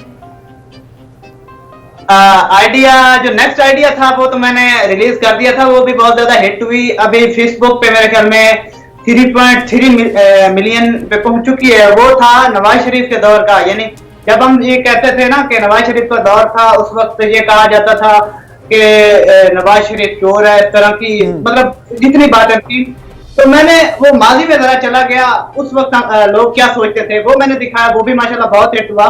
अब आगे का जो प्लान है वो तो कोई खास मेरे ख्याल में अभी आइडिया नहीं है, आमद नहीं हुई, जब होगी तो वो बन जाएगी। बड़ी जबरदस्त आपने बात की है कि आमद नहीं हुई, और ऐसी चीज़ें अक्सर नेचुरल होती हैं और ऐसी चीज़ें कभी भी बनाई नहीं जाती हैं। आपने स्पॉन्टेनियस आपको आइडिया था, जैसे आपने कहा है ना कि मैंने फ़ौरन उस पास से क्लिक हुआ और अपनी टीम को बुलाया, तो ये बेसिकली इसमें शायरी होती है, आमद होती है। कोई ये नहीं कह सकता अभी आप बताओ क्या आइडिया आएगा तो कैसे होगा, लेकिन ओवरऑल आप इस पर काम तो करते रहते हैं, तो डेफिनेटली क्योंकि आवाम की आवाज़ है, कहीं ना कहीं नज़र तो आ ही जाएगी।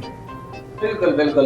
वो शहरियार अफरीदी साहब गए थे अमेरिका में, हाँ जी, वो आइडिया मैंने थोड़ा सा किया है, अभी उस पे काम कर रहा हूँ, शूटिंग तो, एडिटिंग अभी बाकी है। अच्छा नोमान, नॉर्मली ये कहा जाता है कि शायद अगर आप गवर्नमेंट के खिलाफ वीडियोस बना रहे हैं तो आपका ताल्लुक किसी ऑपोजिशन की पार्टी से है, तो तो जरा ये भी क्लियर कर दें कि आप क्या नून लीग के हैं, पीपल्स पार्टी के हैं, पीटीआई के हैं, कौन सी पार्टी से बिलोंग करते हैं?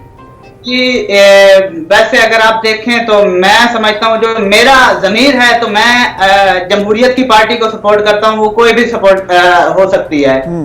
मैं जमहूरियत को सपोर्ट करता हूँ, किसी खास पार्टी को नहीं सपोर्ट करता। मैं शख्सियत परस्ती पे बिलीव नहीं करता कि हाँ ये जो मेरी पार्टी है। पीटीआई के सपोर्टर रहे हैं आप? अभी तो लगता नहीं है।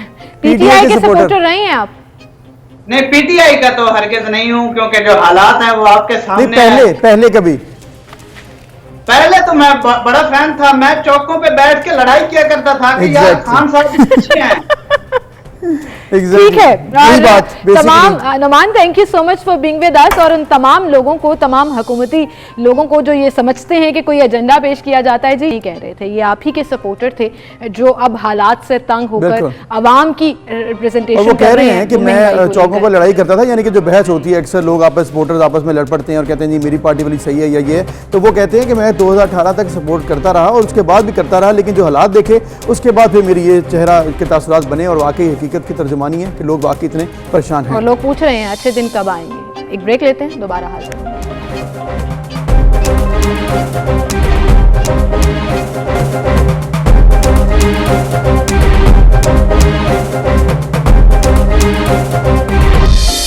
Welcome back viewers. अब हम बात करेंगे एक ऐसे इशू के ऊपर जो कि आम पाकिस्तानी का इशू है और गवर्नमेंट का इशू, क्योंकि गवर्नमेंट ने टैक्स कलेक्शन करनी होती है और आवाम ने टैक्स देना होता है।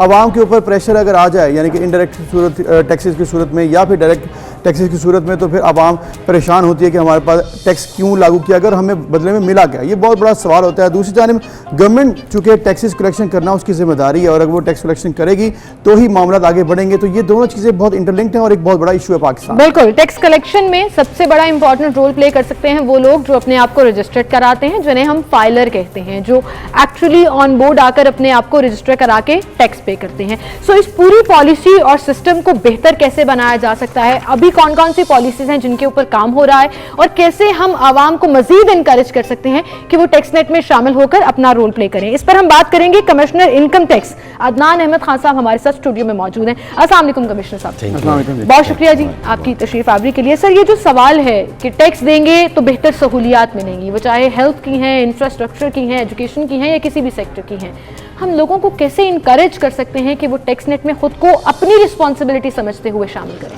एफबीआर का मैडम यही रोल है कि हम ज़्यादा से ज़्यादा लोगों को परसुएड करें कि वो ज़्यादा से ज़्यादा इनकम टैक्स में फाइल हों और रिटर्न फाइल करें जी। और उसके लिए हम बहुत सारी फैसिलिटीज़ जो हैं वो टैक्स पेयर्स को ऑफ़र कर रहे हैं, उनके टैक्स रेट्स में रिडक्शन कर रहे हैं, उनको मुख्तलिफ जगह पे फैसिलिटीज़ प्रोवाइड की जा रही हैं। और इस वक्त जो नया ऑर्डिनेंस आया है जो कि जिसकी आजकल बात चल रही है, POS वाला जो है, उसमें कोई नया टैक्स नहीं लगाया गया, उसमें सिर्फ एनफोर्समेंट पे जोर दिया गया है कि ज़्यादा से ज़्यादा लोग इनकम टैक्स के नेट में आएँ, ज़्यादा से ज़्यादा रिटर्न्स फाइल करें और ताकि हुकूमत का पहिया भी चले और आवाम को सहूलियात भी मिले। कोई शक नहीं है अदनान साहब। अब मसला ये है कि चूंकि FBI का बेसिक रोल भी यही है कि उसने टैक्स कलेक्शन करनी है और हमारे यहाँ पे चूंकि सेल्फ असेसमेंट है, हमने यहाँ पे सेल्फ असेसमेंट करनी है, जाकर कोई FBR से नहीं कोई जाके कहता अपनी जमा कराओ टैक्स रिटर्न्स वगैरह, हमने खुद करानी होती हैं। अब ये जो सिस्टम है इसकी वजह से ऑब्वियसली पाकिस्तान में 28-30 लाख मुश्किल से लोग पहुँचे हैं जो कि टैक्स रिटर्न जमा कराते हैं, उसमें भी मेजॉरिटी वो हैं जो कि जॉब पेशा लोग हैं। असल प्रॉब्लम FBR की क्या है, उन लोगों को कैटर करना या वो लोग जो कि बड़े बड़े प्लाजाज और गाड़ियों के मालिक हैं और वो रिटर्न नहीं जमा कराते क्योंकि वो रजिस्टर्ड नहीं है, डाटा ही नहीं है उनका? उसके लिए हम अब नया जो ऑर्डिनेंस आया है इसमें हम नादरा को इन्वॉल्व कर रहे हैं, उसके अलावा यूटिलिटी कंपनीज़ को जो बिजली और गैस की कंपनीज़ हैं उनको यूज़ कर रहे हैं और मोबाइल कनेक्शंस जो हैं ज़्यादा से ज़्यादा अब लगे हुए हैं उसके डाटा को यूज़ करके अब हम ज़्यादा से ज़्यादा डिग आउट कर रहे हैं जिन लोगों ने टैक्स रिटर्न्स देनी थी और वो अब अभी तक रिटर्न्स नहीं दे रहे। रजिस्टर करने के लिए डाटा मतलब पहली दफ़ा कि रिटर्न्स की बात? ये पहली दफ़ा ऐसा होगा कि नादरा को पावर दी गई है कि वो हमें इंफॉर्मेशन दे और अपने तौर पे भी एक इंडिकेटिव इनकम के तहत वो उनको नोटिस दे सकती है कि भाई आप रिटर्न फाइल करना चाहते हैं। मसलन एक इंसान ने अपनी इनकम शो की है 5 लाख रुपया और 50 लाख रुपए की उसने प्रॉपर्टी ले ली है। अब ये डाटा हमारे पास नहीं, नादरा के पास तो है। ये वही इशू है ना कि जिन्होंने रिटर्न जमा कराई है उनसे मजीद टैक्स लेने की बात है। मैं वो बात कर रहा हूँ कि जो रिटर्न्स क्या जिन्होंने एनटीएन ही नहीं बनवाया, मैं और उसी लाखों लोग। जी मैं इसी तरफ आ रहा हूँ कि हमने फाइलर को एक तरफ रख दिया। जिन लोगों ने 30 लाख लोगों ने रिटर्न फाइल की है, हमने उनको एक तरफ रख लिया, उनके लिए हम सहूलियात दे रहे हैं। ठीक है। और जबकि जो लोग टैक्स नेट में नहीं हैं, अब उनको उनके लिए क्या मैकेनिज्म बना है? उनके लिए अब हमने ये सजा तजवीज़ की है कि उनका बिजली का कनेक्शन काटा जा सकता है, एफबीआर उनका गैस का कनेक्शन काट सकती है, और उनका मोबाइल फोन बंद कर सकती है, और उनकी जो नॉन फाइलिंग की पेनल्टीज हैं वो बढ़ा दी गई हैं। असल में ये ऑर्डिनेंस जो है वो मैं इस पे ज्यादा जोर देने के लिए यहाँ हाजिर हुआ हूँ आपके पास कि उन लोगों के लिए ये मुश्किल है जिन्होंने अभी रिटर्न फाइल नहीं किया।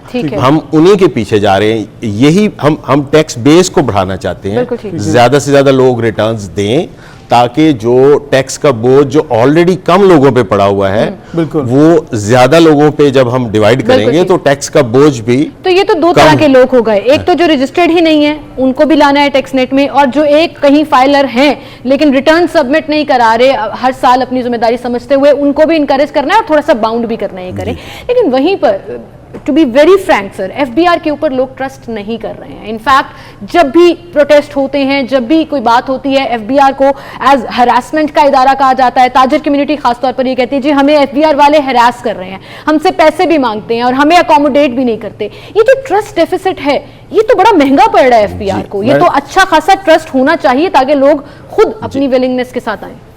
उसी तरफ आते हुए अब एफबीआर जो इंटरेक्शन है टैक्स पेयर का टैक्स कलेक्टर के साथ जो इंटरेक्शन है उसको मिनिमाइज करती जा रही है। अब हमने ऑडिट के नोटिस देने बंद कर दिए हैं। आपने सेल्फ असेसमेंट करनी है।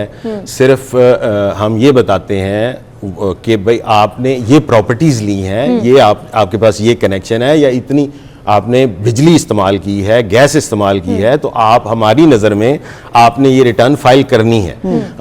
उसमें हमारा इंटरेक्शन कम से कम मिनिमम से मिनिमम हम करते जा रहे हैं। और ये तो बल्कि चेयरमैन साहब ने भी कहा है कि ऐसे नहीं होगा, मजीद और आसानियां पैदा करेंगे लोगों के लिए ताकि फैसिलिटेट करें। लेकिन एक इशू है कि जैसे कि आप देखते हैं कि आपके सामने कोई प्लाजा है, आपके सामने कोई बहुत बड़ी जायदाद है जिसका आपको समझ में नहीं आता ये किसका, और अगर आप वो ट्रेस करना चाहते हैं तो आपको जो गवर्नमेंट की डिपार्टमेंट्स होंगे जिसके LDA या इस तरह के दीगर डिपार्टमेंट्स हर शहर में होंगे, वो कहते हैं कि या बैंक्स हैं वो आपको 1, 2, 4, 5 करोड़ की कोई ट्रांजेक्शन है वो आपको डाटा नहीं देंगे कि ये इसने आपको जो है इसकी तरफ से जो उसका होगा बंदा उसको आप ट्रेस कर सकें। तो जब आपके पास वो एक्सेस ही नहीं है तो फिर कैसे आप उसको जाके रीच आउट करेंगे? पहला कदम लिया है हमने और नादरा को इसी ऑर्डिनेंस के तहत नादरा को बाउंड किया है कि वो हमें इंफॉर्मेशन दे। उनके पास एक पूरा खजाना है इंफॉर्मेशन का। तो पहले स्टेप हम आइडियली देखा जाए तो हर इदारे को एफबीआर की मदद करनी चाहिए। जी बिल्कुल। लेकिन अब पहले कतरे के तौर पे, पहले स्टेप के तौर पे अभी नादरा जो है उसका हमने एक लिंक क्रिएट किया है। वो हमें इंफॉर्मेशन देंगे प्लाजाज के बारे में, प्रॉपर्टीज़ के बारे में, फॉरेन ट्रेवल्स के बारे में, बच्चों की जो महंगी एजुकेशन है उसके बारे में वो हमें इंफॉर्मेशन देंगे ताकि हम नॉन फाइलर्स उसमें से डिग कर सकें। क्योंकि 20 करोड़ की आबादी के मुल्क में 30 लाख रिटर्न आना जो है ये एक लम्हा फिक्रिया है। इसको हम बढ़ाना चाहते हैं ताकि जो ऑलरेडी लोग टैक्स दे रहे हैं उन पे बोझ कम हो, और एफबीआर के साथ जो है उनका वास्ता कम से कम पड़े ताकि ये जो इल्ज़ाम है हरासमेंट का एलिमेंट जो है लेकिन अदनान साहब अभी आपने कहा कि कम से कम रखें, लेकिन क्या वजह है कि यहाँ पर एक पढ़ा लिखा शख्स भी अपना टैक्स रिटर्न खुद सबमिट नहीं करा सकता? मतलब मैं अगर फॉर्म देखूं तो मैं कंफ्यूज हो जाती हूँ और मुझे I have to hire an accountant और a lawyer to file my return. और मैं ये बड़े उस तरह से हक से बात कर रही हूँ क्योंकि मैं हूँ फाइलर हूं, मैं रिटर्न सबमिट कराती हूं। बट द पॉइंट इज ये इतना आसान होना चाहिए कि हम खुद कर दें। छोटे ताजर बेचारे रोते हैं कि हम अपनी पूरी नहीं कर पाते हैं, अब हम अकाउंटेंट भी रखें ताकि हमारी बुक्स को मैनेज कर सके, वकील को भी पैसे दें, वो 5-10 हज़ार रुपया चला जाता है। इसको आसान क्यों नहीं बनाया जाता? मैडम जिस तरह इनकम कमाने के हजारों तरीके हैं जी, इसी तरह उसको टैक्स करने के भी मुख्तलिफ यानी उसी तरह के उतने ही मेथड्स होंगे। ठीक है। क्योंकि आप किसी तरह भी कमाई कर सकते हैं, इसीलिए उसको ये एक मुश्किल पेश आती है। उसको हम ज़्यादा से ज़्यादा आसान करने की कोशिश कर रहे हैं। हमने हेल्प डेस्क बनाए हैं। ऐसा लगता है कि मैंने टैक्स फाइल रिटर्न करा दी, अब एफबीआर मेरे पीछे पड़ जाएगा और एक्स्ट्रा टैक्सेस भी मेरे से पूरे करेगा। इस डर से भी इस डर से भी लोग फाइलर नहीं होते। इसी डर को हम डिस्पेल करने के लिए, ख़त्म करने के लिए, एक तो हम बेस बढ़ा रहे हैं टैक्स की, दूसरा है टैक्स पेयर फैसिलिटेशन। हमने अपने हर ऑफिस में एक फैसिलिटेशन डेस्क बनाया हुआ है। इस वक्त जो है तकरीबन 30 या 35 जगह पे हमारे हेल्प डेस्क बने हुए हैं जो मुख्तलिफ मार्केटों में काम कर रहे हैं, जो लोगों की मुफ्त रिटर्न्स फाइल कर रहे हैं। इतना है आपके पास, इशू तो नहीं है? इतना है। अच्छा। हर जोन में तकरीबन 6 हेल्प डेस्क बने हुए हैं जो कि मार्केट्स में बैठे हुए लोग और लोगों की रिटर्न फाइलिंग में हेल्प कर रहे हैं। और लेकिन इसकी कॉम्प्लिकेशंस भी हम सॉफ्टवेयर में भी कम करने की कोशिश कर रहे हैं। और जिस आदमी की इनकम मतलब एक सोर्स से है, उसके लिए रिटर्न फाइल करना इतना मुश्किल नहीं। सोर्सेज हैं तो उसके लिए फिर उतना ही वो मुश्किल भी जब आपके पास 3, 4, 5 सोर्सेज से इनकम आती है तो रिटर्न जो है वो कॉम्प्लिकेटेड होना शुरू हो जाती है। अब अहमद खान साहब, एक और इशू, अब चूंकि आजकल जो बात चल रही है ऑर्डिनेंस के हवाले से, आपने भी उसका शुरू में जिक्र किया, वो इस वक्त इसलिए ज़्यादा बात अब डिस्कस हो रही है क्योंकि उसके ऊपर एहतजाज की कॉल थी जो कि अभी बता दिया गया कि अभी एहतजाज नहीं है, थोड़ा डिले हो गया क्योंकि मामला बेहतर हो जाएंगे। अब ये POS के बारे में ये कहा जा रहा है कि POS बड़े बड़े रिटेल स्टोर्स पर भी आप लगा दें अगर, कि उनके ऊपर जब आप लगाएंगे तो फिर वो महंगी, क्योंकि ये भी आपने कलेक्शन करनी है on the behalf of people. अब जब आपने उनके POS लगा दिया है तो आम आवाम से वो फिर उसको निकालेंगे, वो फिर अपने रेट्स बढ़ाएंगे, तो ऑब्वियसली फिर वो कहेंगे जब हम रेट बढ़ाने हैं तो फिर वो कहेंगे हम एहतजाज करेंगे। तो ये मामला तो अभी ख़त्म होने वाला नहीं है। ये आपका बहुत ही अहम सवाल है। इसी सवाल के सिलसिले में मैं यहाँ हाजिर हुआ हूँ। हमने POS में एक तो सेल्स टैक्स की परसेंटेज 1% कम कर दिया, यानी आम टैक्स पेयर को 17% सेल्स टैक्स देना पड़ता है, जो POS की रसीद होगी उस पर 16% सेल्स टैक्स होगा। ठीक है, मतलब जनरल सेल्स टैक्स नहीं लगेगा? नहीं लगेगा, लेकिन कम रेट पे 1% कम कर दिया ताकि वो बोझ कम हो। दूसरा, एक अभी इनामी स्कीम आ रही है, वो अभी अनाउंस नहीं हुई, लेकिन फाइनेंस मिनिस्टर साहब ने अनाउंस कर दी है कि वो हम जो लोग POS से ख़रीदारी करेंगे उनके उन रसीदों की बेस पे, कुरानंदाजी की बेस पे उनके इनामात रेट ज़्यादा होंगे जो लोगों से लिया जाएगा उसका क्या करेंगे? नहीं, रेट ज़्यादा हो ही नहीं सकता ना। ये कलेक्शन उन्होंने कर लेनी है, रिटेल स्टोर से यूं करेंगे ना। सर, POS बनाने का मकसद ये था कि टैक्स पेयर से तो सेल्स टैक्स पहले भी चार्ज कर रहे थे, बिल्कुल कर रहे हैं, वो गवर्नमेंट को जमा नहीं करा रहे थे। ठीक है, रजिस्टर्ड करने का पॉइंट है ना कि आप बिल लेंगे तो बिल का, पक्के बिल का मतलब है कि पक्का बिल, और वो उसी वक्त FBR को रिपोर्ट होगा। उसमें गलत रेट तो लग ही नहीं सकता क्योंकि वो FBR को रिपोर्ट कर रेस्टोरेंट्स में किया था आपने। जी हाँ, वो PRA ने किया था। अब वो रिपोर्ट होना है FBR को, उसमें गलत रेट तो लग ही नहीं सकता। उसमें जो दुकानदार है वो आपका टैक्स काट के अब अपने पास नहीं रख सकता। यही इसमें ट्रिक है कि वो अब सरकारी खजाने में उसको जमा कराना पड़ेगा। जो उनके मुज़ाकरात किए फिर वो किस बेस पे? उसमें मुज़ाकर, उनको ये गलत फहमी थी कि हमने एक दो गलत फहमियाँ थी ताजरों को। एक तो ये कि हमने कोई नया टैक्स लगा दिया, उनको हमने ये बताया कि इसमें कोई नया टैक्स नहीं है। दूसरा, उनको ये गलत फहमी थी कि ये छोटे ताजरों पे भी लगेगा। ऐसा नहीं है, बड़े ताजरों पे लगेगा जिनकी दुकान जो है कम से कम 1000 स्क्वायर फुट से बड़ी है। फर्नीचर वाला अगर है तो वो 2000 स्क्वायर फुट से बड़ा है, या वो एक एयर कंडीशन मॉल में काम कर रहे हैं, या उनकी बहुत सारी ब्रांचें हैं पाकिस्तान में, जैसे 10, 12, 15 ब्रांचें हैं। और ऐसा, अब ऐसा कोई भी टैक्स पेयर जो है वो छोटा ताजर तो नहीं कहलाता, वो एक बड़ा ताजर कहलाएगा। ठीक है, और बड़े ताजर पे अगर हम थोड़ा सा डॉक्यूमेंटेशन का बोझ डाल दें तो वो बर्दाश्त कर सकते हैं। गरीब ताजर जो है, जो कि अपनी रोजी रोटी बड़ी मुश्किल से कमा रहा है, उस पे हमने कोई बोझ अभी ऐसा कुछ नहीं किया। उनको सेल्स टैक्स में रजिस्टर होने की भी अभी ज़रूरत नहीं है। उनके बिजली के बिलों से हम मिनिमल सा सेल्स टैक्स काटते हैं, जिस पे अभी वो राजी हैं। ये जो कल मुज़ाकरात कामयाब हुए हैं, ये ताजरों को चेयरमैन साहब ने यही बताया है कि आपको जो छोटे ताजर हैं परेशान होने की ज़रूरत नहीं है। उस पे तो कोई टैक्स लगा ही नहीं है। और ये तो बड़े ताजरों के लिए है, और बड़े ताजरों को भी अब ये, यानी ये सार्फिन की सहूलत के लिए है। एक तो उनको सेल्स टैक्स कम लगेगा 1%, और दूसरा ये है कि जो सेल्स टैक्स वो जमा कराएंगे वो कौमी खजाने में डायरेक्ट जाएगा। टैक्स चोरी कोई नहीं कर सकता, कोई चोरी नहीं कर सकता। सिंपल इसका बॉटम लाइन ये बनता है। लेकिन हमेशा इश्यूज बनते हैं जब मिसकम्युनिकेशन होती है या मिसअंडरस्टैंडिंग्स होती हैं। सो ये चीज जो है वो ऑन टेबल नहीं होनी चाहिए। जितनी कम्युनिकेशन बेहतर होगी, वो चाहे ताजरों के साथ हो या आम आदमी के साथ हो, एफबीआर की, उतना ट्रस्ट बढ़ेगा, उतना लोग खुद अपनी जिम्मेदारी समझते हुए थोड़ा सा शर्मिंदा होते हुए टैक्स पे करेंगे और उतना ही हम में इजाफा। ये आज की जो मेरी आपसे मुलाकात है, ये भी एक तरह का ये एफर्ट है। मुख्तलिफ और भी चैनल्स पे हम लोग इंटरव्यूज दे रहे हैं, मुख्तलिफ सेलिब्रिटीज को हेल्प हम कह रहे हैं कि आप हमें सपोर्ट करें, लोगों को रिटर्न फाइल करने के लिए कहें। हम ज़्यादा से ज़्यादा पब्लिक, ये जो पब्लिक एंगेजमेंट है, मेरा आज का इंटरव्यू और भी मज़ीद इंटरव्यू होंगे, तो ये पब्लिक को अवेयरनेस दिलाने के लिए और उनके अंदर जो खौफ है एफबीआर का, उसको दूर करने के लिए ये एक तरह की उम्मीद करते हैं हम जो आपने एक कैंपेन शुरू की है उसके वाकई मुस्बत नताइज भी मिले और पाकिस्तान की आवाम जो बेहतर से बेहतर टैक्स नेट में भी शामिल हो और ज़्यादा से ज़्यादा टैक्स कलेक्शन हो, जिससे पाकिस्तान की आवाम को ही at the end of the day फायदा होना। इंशाल्लाह जी, हमारी यही कोशिश है। बहुत शुक्रिया। और सारी गुफ्तगू आपने मुलाहिजा की और इसमें बात सिर्फ इतनी है कि आप जितना पढ़ेंगे इसको, जितना देखेंगे और जितना समझेंगे, उतना आपके लिए आसानियां भी होंगी और टैक्स पे करने के बाद आपका ज़मीर भी मुतमईन होगा कि देखें जी, अगर मैं हुकूमत को तनकीद का निशाना भी बना रही हूँ या हुकूमत की तारीफ भी कर रही हूँ तो मेरा हक है, क्योंकि मैं टैक्स फाइलर हूँ और मैं इस मुल्क में टैक्स देती हूँ। बिल्कुल। आगे बढ़ते हैं, एक बड़ी इंटरेस्टिंग और बड़ी ज़बरदस्त वीडियो आपको दिखाते हैं। उसमें हुआ ये कि एक नन्ना रीच है जिसको स्लाइड सिखाती है उसकी माँ की मोहम्मद जो है वो नज़र आई है। और ऐसे ही हम कभी कभी आपसे वीडियो शेयर इसलिए करते हैं क्योंकि जब रिलेशनशिप्स सिर्फ इंसानों में नहीं बल्कि जो जानवर होते हैं उनमें भी बड़े ज़बरदस्त दिखाई देते हैं और ख़ासकर माँ का जो रिलेशन है वो हर जगह पर ऐसा लगता है कि एक जैसा ही। बिल्कुल। और आपने अक्सर पार्क्स में देखा होगा ना कि वालिदैन बच्चों को बहुत सी चीज़ें सिखा रहे होते हैं, वो फिजिकल एक्टिविटी भी हो सकती है। तो हम तो इंसान हैं, लेकिन जब रीच अपने छोटे बेबी रीच को सिखा रही थी तो यकीन जाने, बड़ा हालांकि बड़ा डेडली ये जानवर होता है, इसके पास नहीं जाना चाहिए, लेकिन इतना प्यार आया इन दोनों के ऊपर कि कैसे क्यूटली वो इस चीज को आगे लेकर चल रहे हैं। तो जी, रिश्ते तो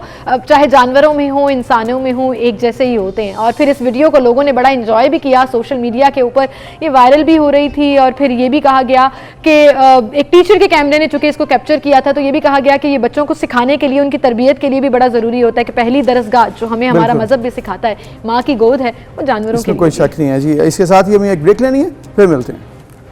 I love silly bears, wrote a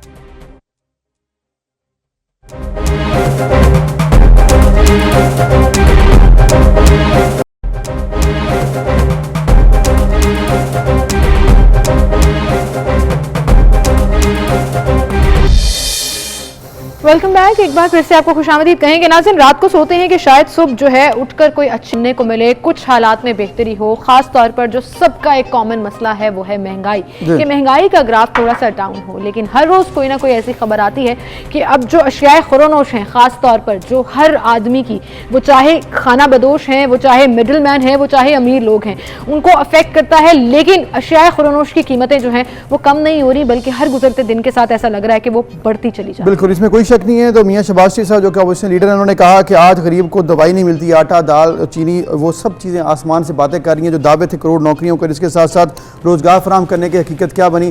फिर हमजा शहबाज शरीफ साहब ने एक बड़ी इंपॉर्टेंट बात की। उन्होंने कहा है कि इस वक्त मुल्क का सबसे बड़ा महंगाई का मसला है। करप्शन की बात ये करते हैं, लेकिन अगर ये महंगाई पर कंट्रोल करें तो बहुत से मसाइल हल हो जाएँ। लेकिन दूसरी जानिब गवर्नमेंट के पास एक ही हल है कि अगर कोई चीज़ की प्रॉब्लम आ रही, जैसे कि आटा, चीनी और इसके साथ हमने दीकर मसाइल देखे, तो फिर अगर मसला आ रहा है तो इम्पोर्ट कर लो, मसला हल हो जाएगा। इम्पोर्ट करने से मसला हल नहीं होता, बल्कि मजीद महंगाई होती है। जो उनके लिए मसला सिर्फ शायद ये है कि शॉर्टफॉल हो जाएगा, लेकिन ये नजर नहीं आता कि इंपोर्ट करने से कीमतें किस हद तक बढ़ जाएंगी। बिल्कुल, कीमतें जब बढ़ जाती हैं इंपोर्ट करने से, चाहे वो चीनी हो, चाहे वो आटा हो और चाहे वो अद्वियात हो, तो फिर प्रॉब्लम मजीद आवाम को फेस करने पड़ते हैं। इस पर हम बात करेंगे। अंजुम रशीद साहब हमारे साथ मौजूद हैं जो कि हमें बताएंगे इस वक्त सिचुएशन वो कैसी देखते हैं। अंजुम साहब, एक दफ़ा फिर इमरान खान साहब ने ये फैसला कर लिया है कि जी चीनी भी बाहर से आएगी, आटा भी बाहर से आएगा, लोगों को मिल जाएगी चाहे वो किसी भी दाम पर मिले। लेकिन क्या आपको लगता है ये हल है जो कि आवाम को फेस करना पड़ा? देखिए, गवर्नमेंट की सबसे बड़ी जिम्मेदारी जो है वो आवाम की मुआशी सूरत हाल को बेहतर करना है, और इसके बाद है अमन व अमान की सूरत हाल के आवाम को पुरअमन और पीसफुल और कानून की बालादस्ती कायम करना। ये गवर्नमेंट का बेसिक स्ट्रक्चर है। अब इसके अंदर जो मईशत है, अगर लोगों को रोटी और आटा और चीनी और दालें और खाना जो है वो गवर्नमेंट प्रोवाइड ना कर सके और वो या माशरा प्रोवाइड ना कर सके तो इंसान की ज़िंदगी जो है वो इम्पॉसिबल हो जाती है। अब ये चीनी जो है, चीनी, आटा और दालें ये बुनियादी खाना है, इसके बगैर आदमी जो है वो जिंदा नहीं रह सकता, और गरीब आदमी तो बिल्कुल ही चीनी के बगैर जिंदा नहीं रह सकता क्योंकि उसकी जिस्मानी ज़रूरत है। अब चीनी के बारे में जो है एक तो बात यह है कि इंपोर्ट करना, दूसरा ये पिछली दफ़ा इन्होंने उसके एक्सपोर्ट की इजाज़त दे दी थी, वो भी एक बैड गवर्नेंस थी, नाहली थी, या उसे करप्शन कह लें। जो देखे ना, चाहे वो बैड गवर्नेंस हो, चाहे वो नाहली हो या करप्शन हो, अगर चीज़ें महंगी होती हैं तो आवाम को तकलीफ जो है वो एक जैसी होती है। अब इसी तरह से इन्होंने जो चीनी इंपोर्ट की है वो महंगी इंपोर्ट की है। एक तो इसका मतलब यह है कि इन्होंने टाइमिंग जो है वो बर वक्त जो है चीनी जब सस्ती मिल रही थी उस वक्त चीनी नहीं ली, और सही जगह से नहीं ली, और सही टाइम पे नहीं ली, और अब इन्होंने जो है वो इंपोर्ट कर दिया। तो अब चीनी जो है वो अगर 120 रुपए किलो जो है वो इन्होंने दरामद प्राइस आ रही है, बिल्कुल तो आवाम 120-125 तक आ रही है, ये 130-40 तक जाएगी। बात ये है क्योंकि अच्छा अब ये यूटिलिटी स्टोर पे अगर ये चीनी 185 भी देते हैं, 85 रुपए में, खाली 50, 85 रुपीज, 85 देते हैं, तो इन्हें जो है वो 35 रुपीज, 35 रुपए की सब्सिडी देनी पड़ेगी, वो भी आवाम के ऊपर और टैक्स पेयर के ऊपर, और टैक्स के ऊपर टैक्स पेयर नहीं अदा खजाने पर बोझ है, वो एक नया बोझ आएगा। तो ये गवर्नमेंट की जो नाहली है या ना तजर्बाकारी है और या करप्शन हो, ये एक जैसी सूरत हाल है, और गवर्नमेंट को इस बारे में बहुत ज्यादा केयरफुल होना पड़ेगा क्योंकि आवाम की जिंदगी बहुत मुश्किल होती है। अंजुम साहब, केयरफुल कैसे हो? आपने जो ये जिक्र किया कि पूरा एक रेट लिस्ट जारी की जाती है यूटिलिटी स्टोर पर, तो चलें आप मेक श्योर कर लेते हैं कि 85 रुपीज पर केजी आपको चीनी मिल जाएगी। अब इंपोर्ट के बाद वो कीमतें रिवाइज होती हैं या ये सब्सिडी देते हैं, ये तो गवर्नमेंट ने डिसाइड करना है। ओपन मार्केट में अभी भी आपकी तय करदा कीमत की चीनी नहीं मिल रही है, 85 रुपए में कहीं नहीं मिल रही है, 100 प्लस के ऊपर ही है, 110-115 जिसका जितना दाव लग रहा है ग्राम फरोशी हो रही है। सो प्राइस कंट्रोल कमेटीज इनकी फाल नहीं है, गिरा फरोशी, मिडल मैन, आप बड़े आराम से हुकूमत कह देती है कि आवाम को लूट रहे हैं, बचाना किसने है? ये जो माफियाज हैं इससे बचाना किसने है आवाम को? देखिए, आवाम को जो महंगाई ने आवाम की जो हालत वो की है, वो हमें यहाँ स्टूडियो में बैठ के उसका अंदाजा भी नहीं हो सकता कि आवाम की जिंदगी मुश्किल हो गई है। आवाम के घरों के लोगों के घरों में, खासतौर पे लोअर मिडिल क्लास के और गरीब लोगों के घरों में फसादात हो रहे हैं, तशद्दुद हो रहा है, वहाँ पर बेचैनी बढ़ रही है, उनकी जिंदगी मुश्किल हो रही है, खुदकुशियाँ हो रही हैं। अच्छा, अब सूरत हाल ये, अब शहबाज शरीफ ने भी जो है वो जो अभी आपने का जिक्र किया है महंगाई का, शहबाज शरीफ इसको महंगाई को जो है वो हुकूमत को हटाने के लिए इस्तेमाल नहीं करना चाहते। शहबाज शरीफ महंगाई को जो है हुकूमत के खिलाफ आइंदा इलेक्शन मुहिम में जो है इस्तेमाल करना चाहते हैं। 2 साल दे रहे हैं और लग रहा है वो 2 साल दे रहे हैं, और वो इदारों से वो। लेकिन हमजा की ये बात बड़ी सही है कि उन्होंने कहा कि नंबर 1 मसला अगर इसको कैटर किया जाए, ये करप्शन करते हैं, एनआरओ करते हैं, ये सेकंड पे रख दें, अगर महंगाई का मसला हल कर लें, तो ये तो बेखली एक सजेशन भी दे रहे हैं वो गवर्नमेंट को। ये सजेशन नहीं दे रहे, ये वो एक्चुअली अपने वोट बैंक से मुखातिब हैं, वो वोट बैंक के साथ कम्युनिकेट कर रहे हैं। वो ये कह रहे हैं कि महंगाई ने आपकी जिंदगी को मुश्किल कर दिया तो वोट हमें दे, और वाकई महंगाई ने इतना मुश्किल कर दिया है कि लोग वोट जो है वो इमरान खान को कुछ सोच कर देंगे क्योंकि वोट देना मुश्किल हो जाएगा, महंगाई ने जो तंग किया। लेकिन हमजा शरीफ एक और बात भी कर रहे हैं, हमजा कह रहे हैं कि हमने कमर जावेद बाजवा साहब को, फौज के आर्मी चीफ को जो एक्सटेंशन दी थी वो दुरुस्त फैसला था, और मरियम ने कहा कि नहीं वो उस गुनाह में मैं शरीक नहीं थी, वो उसको गुनाह कह रही है। चले, ये आपस के मामलात में आवाम कंफ्यूज होती है, आपकी बात ये बिल्कुल ठीक है, लेकिन जैसे आपने कहा ना कि आवाम के लिए मुश्किल हो गए है और वो पीटीआई को शायद 2023 में वोट ना दे। नूली कहती है जी हम पीटीआई को टफ टाइम देंगे, सियासी तौर पर दफन कर देंगे 2023 में।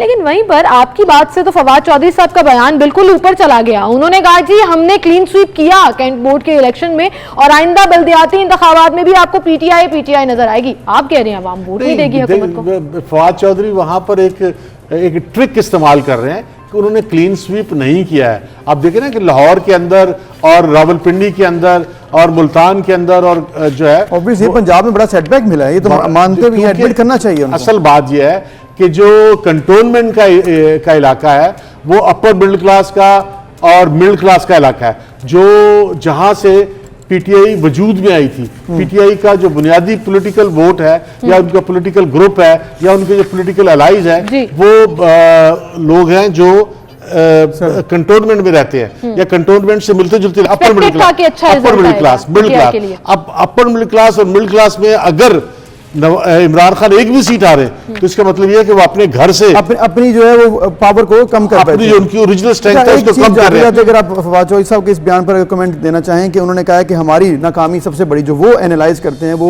बल्दियाती इंतखाबात ना कराना है। उन्होंने किसी और करप्शन और इसके अलावा जो महंगाई पर बात नहीं की, उन्होंने कहा बल्दियाती इंतखाबात करा लेते तो शायद हम मजीद बेहतर होते। आपको लग रहा है ऐसे सही? ये भी पॉलिटिकल ट्रिक कर रहे हैं। बल्दियाती इंतखाबात मैंने कराने थे, बल्दियाती इंतखाबात नाकामी नहीं है, वो एक्चुअली एक इनकी पैनिक है गवर्नमेंट के अंदर कि अगर वो बल्दियाती इलेक्शन करा देते तो आपको भी पता है, पूरे मुल्क को पता है कि लोग महंगाई से इतने तंग हैं कि वोट इनके खिलाफ आ जाता है। इसका मतलब आप ये कह रहे हैं गवर्नमेंट की वो स्मार्ट मूव है, अपने गवर्नमेंट की वो स्मार्ट मूव है, वरना गवर्नमेंट के खिलाफ अभी रिवोल्ट हो जाता, और लोगों को और एक ये एक्सपोज हो जाते हैं, लोगों को पता चल जाता कि अवाम जो है वो इस गवर्नमेंट से कितना तंग है। अंजुम साहब, ये तो तभी पता लगेगा ना कि अगर गवर्नमेंट इंटरेस्टेड होगी इंतखाबात कराने में। अब बल्दियाती इंतखाबात होते हैं या नहीं होते, ये तो पुराने निजाम को बहाल नहीं कर सके और उसके ऊपर अजीब एक अलग से रिफ्ट चल रही है। नए कराने ये नहीं कराने ये गवर्नमेंट को ही पता है। Thank you so much Anjum साहब, थैंक यू। और आगे बढ़ते हैं हम और आपको एक बड़ी इंटरेस्टिंग सी पिक्चर्स दिखाते हैं। Comedy wild life photo award 2021 जो है उसका अनाउंस हो चुका है। जीतने वाले नामों का भी ऐलान कर दिया गया है और बड़ी खूबसूरत तस्वीरें ऐसी जो कि आप देख सकते हैं, डिफरेंट मूड्स हैं जानवरों के जो कि बड़े मेरा ख्याल है लाफ्टर जो है वो उसको क्रिएट करते हैं। बिल्कुल, इंसानों के ऐसे एक्सप्रेशंस तो हम देखते ही हैं, लेकिन जानवरों की ऐसी पिक्चर्स नेचुरली ऐसे लग रहा है रीच हासिल है ना, लेकिन नेचुरली कैप्चर कर लेना भी बहुत बड़ी बात होती है और इन तमाम फोटोग्राफर्स को अवार्ड दिया गया है। ये बबून जो है वो यौन कर रहा है, जमाई लेते हुए आप उसकी तस्वीर, और बड़ा ट्रिक होता है जी वाइल्ड लाइफ की, वैसे ही पिक्चर्स लेना बड़ा मुश्किल है। ये लड़ रहे हैं आपस में तो वो उसने जो पत्थर उठाया हुआ है उठाए तस्वीर कैप्चर कर ली, उस फोटोग्राफर ने बड़ा जबरदस्त कमाल किया जी। और ये तस्वीर जो है वाइल्ड लाइफ पर काम करते हैं अक्सर इसमें वो बड़ी अहमियत हासिल होती है इस चीज़ की, क्योंकि अगर वो बिल्कुल क्लोज टू रियलिटी पिक्चर्स लेंगे तो वो लोगों को अट्रैक्ट भी करेंगी और इसीलिए ये अवार्ड्स भी बने थे, कॉमेडी वाइल्ड लाइफ अवार्ड, यानी कि उनको देखकर आप एंजॉय करते हैं। ऐसे कौन पोज करेगा? आपने हर वक्त स्टैंड बाय रहना है और आपने देखना है कि कौन कब कैसा पोज करता है जो कि एक अम्यूजिंग भी हो। तो ये वो पिक्चर्स थी जिनके हवाले से अवार्ड्स भी मिले हैं और बड़ी इंटरेस्टिंग ये तस्वीर। ये देखें, ऐसा लग रहा है बिल्कुल हंस रहा है, जैसे हम अक्सर इंसान करते हैं ना, मुंह पे हाथ रख के हंस रहे हैं। बड़ी जबरदस्त पिक्चर्स थी जी ये, और बड़ा टफ कंपटीशन था क्योंकि सारी पिक्चर्स जो नॉमिनेट हुई उनका बड़ा आपस में कंपटीशन था और विनिंग फोटोग्राफर्स को congratulations and I am sure उन्होंने जितनी मेहनत किया उसका पे बैक मिला। एक ब्रेक लेते हैं फिर मिलते हैं।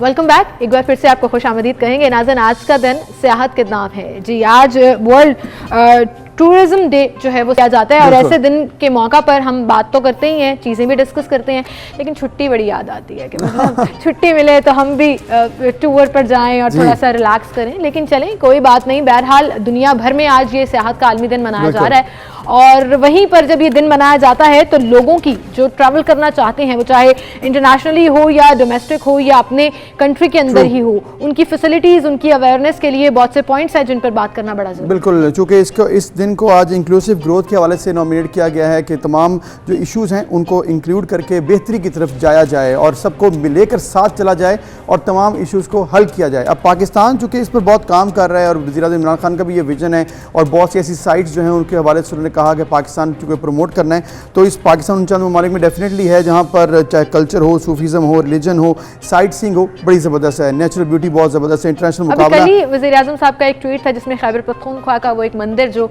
दोबारा से रेनोवेट किया, उनकी पिक्चर्स उन्होंने शेयर की, रात का मंजर भी और दिन का भी। तो फिर अब जब पाकिस्तान में ऐसे इंटरनेशनल लेवल की साइट सीइंग है तो फिर कहाँ पर कमी है कि हमारे यहाँ पर उस तरह से इसको प्रमोट नहीं किया गया और अभी इस पर क्या काम हो रहा है, इस पर हम बात करेंगे। हमारे साथ टूरिज्म एक्सपर्ट यूसुफ मुश्ताक साहब मौजूद हैं जो कि हमें बताएंगे इश्यूज़ इस वक्त क्या हैं और कहाँ पर पाकिस्तान इस वक्त खड़ा है। यूसुफ साहब बहुत शुक्रिया आपने वक्त दिया। और जैसे कि हम बात कर रहे हैं आलमी दिन है टूरिज्म के हवाले से, पाकिस्तान की गवर्नमेंट इस पर बहुत काम कर रही है, करना चाहती है, मज़ीद भी पाकिस्तान को आगे लेके जाना चाहती है। पाकिस्तान टूरिज्म स्पॉट्स में नॉमिनेट भी रह चुका है इंटरनेशनल वेबसाइट्स के मुताबिक। आप क्या देखते हैं पाकिस्तान इस वक्त कहाँ पर खड़ा है टूरिज्म के हवाले से? जी अल्हम्दुलिल्लाह, एक तो अल्लाह ताला का शुक्र है कि टूरिज़म में बेसिकली हम कहते हैं कि हमारे पास प्रोडक्ट्स क्या होती हैं, पूरी दुनिया के अंदर जो लोग डिफरेंट कंट्रीज़ में जाते हैं विज़िट के लिए, लोग चाहते हैं वो खूबसूरत बीचेस देखें, माउंटेन्स देखें, लश ग्रीन वैलीज़ देखें, वो सब कुछ हमारे पास एक ही कंट्री में मौजूद है। हर वक्त अल्हम्दुलिल्लाह चारों मौसम मौजूद हैं और ग्राउंड तो बहुत ज़बरदस्त है कि टूरिज़्म में खेलने के लिए बेहतरीन ग्राउंड हमारे पास मौजूद है। हमारे जो कप्तान का विजन है तो उसमें हमारे पास कुदरत ने हमें कोई कमी नहीं दी है। तो अल्हम्दुलिल्लाह इस हवाले से पाकिस्तान को अल्लाह पाक ने माला माल किया है और हमारे पास सब कुछ है जो एक टूरिस्ट देखना चाहता है। अब बेसिकली देखना ये है कि लास्ट 10 ईयर्स के अंदर पाकिस्तान में डोमेस्टिक सतह के ऊपर एक बहुत बड़ी इंडस्ट्री बनी है। डोमेस्टिक टूरिज्म इंडस्ट्री अल्हम्दुलिल्लाह बहुत ज़्यादा उसमें ग्रोथ हुई है और हज़ारों लोगों का रोज़गार उससे जुड़ा है। स्पेशली जो हमारी यूथ है वो बहुत ज़्यादा इसमें सोशल मीडिया के थ्रू आ रही है। लेकिन अब देखना ये है कि हमें एक रोड मैप के तहत चलना है और पूरी दुनिया में जो टूरिज़्म होती है और वहाँ पे जो फैसिलिटीज़ दी जाती हैं उससे बेहतर हमें पाकिस्तान में एक ऐसा इन्वायरमेंट क्रिएट करना है कि पूरी दुनिया से लोग आएँ। अल्हम्दुलिल्लाह डोमेस्टिक टूरिज़्म तो इतना ज़्यादा है, आपने देखा होगा कि जब भी कोई हॉलीडे आती है, ईद का मौका, ये समर सीज़न है और होटल्स में आपको वहाँ पे अवेलेबिलिटी नहीं होती और एडवांस बुकिंग के बगैर बहुत ज़्यादा इश्यूज़ आते हैं। तो बेसिकली हमें उस एक विजन के तहत काम करना है। रोड्स माशाल्लाह बहुत बेहतर हो गए हैं, सी पैक आखिरी मराहल में जा रहा है और इसीलिए इस साल 27 लाख लोग रिकॉर्ड भी किए गए जो डिफरेंट एरियाज में विजिट करने गए। अच्छा, हम फैसिलिटीज़ के ऊपर तो आएंगे, लेकिन चूंकि हम बात कर रहे हैं और प्रमोशन की बात कर रहे हैं कि पाकिस्तान इतना खूबसूरत है, कोई 3 ऐसी जगह बताएं जहां पर लोग अपनी टूरिज्म के लिए जा सकते हैं और वो इतनी कॉमन भी ना हो, क्योंकि अब लोग ना अक्सर वो जगह ढूंढ रहे हैं जो थोड़ी सी एक्सक्लूसिव हो, डिफरेंट हो, जो पहले ना हो जाता है ना। जी बिल्कुल ऐसी है। बेसिकली अल्हम्दुलिल्लाह हर साल पाकिस्तान टूरिज़्म में रिसर्च बहुत ज़्यादा हो रही है और सोशल मीडिया के थ्रू भी अवेयरनेस आ रही है। हर साल ऐसे ऐसे पॉइंट्स आते हैं कि अकल दंग रह जाती है। और हमारे जो टूरिज्म एक्सपर्ट हैं वो ये कहते हैं कि जिसने सारी ज़िंदगी लगा दी ना तो वो हमारे नॉर्थ को ही नहीं देख सका, पाकिस्तान दूर की बात है। तो अल्हम्दुलिल्लाह कुमराट का पहले ट्रेंड नहीं था, इस साल कुमराट में हज़ारों लोग गए हैं। उसके बाद अलाई वैली है, वो भी पिछले 2 सालों से ट्रेंड हुआ है, वहाँ पे आप जा सकते हैं। और हर वैली के अंदर सब वैलीज हैं। एक बंदा कहता है जी मैंने नारान में गया हूँ, लेकिन शारान फॉरेस्ट है, मनूर वैली है, फिर उसमें नीलम वैली के अंदर बहुत सारी ट्रैक, सब वैलीज बहुत सारी हैं। तो उसमें आप कुमराट है, शारान फॉरेस्ट। मुझे इस दफा लगा आधी से ज्यादा दुनिया ना गिलगित भी गई हुई थी। इतना ट्रेंड नहीं था सिल्क रूट का या खंजराब पास तक जाने का, लेकिन इतने लोग सोशल मीडिया के ऊपर भी हमने देखा कि ना सिर्फ उसको प्रमोट कर रहे हैं बल्कि खुश भी हो रहे हैं, एंजॉय कर रहे हैं। तो गिलगित में भी काफी रश देखने में आया। जी बिल्कुल ऐसी है। बेसिकली के पर ट्रैवल करना तो ड्रीम होता है और हुंजा तो सरे फहरिस्त है पाकिस्तान में। हुंजा, और इस दफ़ा जो सबसे ज़्यादा देखने में आया कि बाई एयर जो PIA ने फ्लाइट ऑपरेशन स्टार्ट किया, बहुत फायदा हुआ, उससे बहुत फायदा हुआ है। स्कर्दू का बहुत ज्यादा उसमें हुआ है कि स्कर्दू के अंदर तो होटल्स मिल ही नहीं रहे थे और इस वक्त समर सीजन जा चुका है, लेकिन अल्हम्दुलिल्लाह रश वैसे ही है और कोई कमी नहीं। यूसुफ, आप जिस आप बता रहे हैं कि पाकिस्तान में बहुत ज़्यादा ऑप्शंस भी हैं और अगर आप गवादर से लेकर गिलगित तक बात करें तो बहुत सी पाकिस्तान साउथ पंजाब में भी और सिंध में भी बहुत से ऐसे साइट्स हैं। पाकिस्तान इस पर काम भी कर रहा था कि वो भी प्रमोट ना सिर्फ नॉर्दर्न एरियाज़ हों।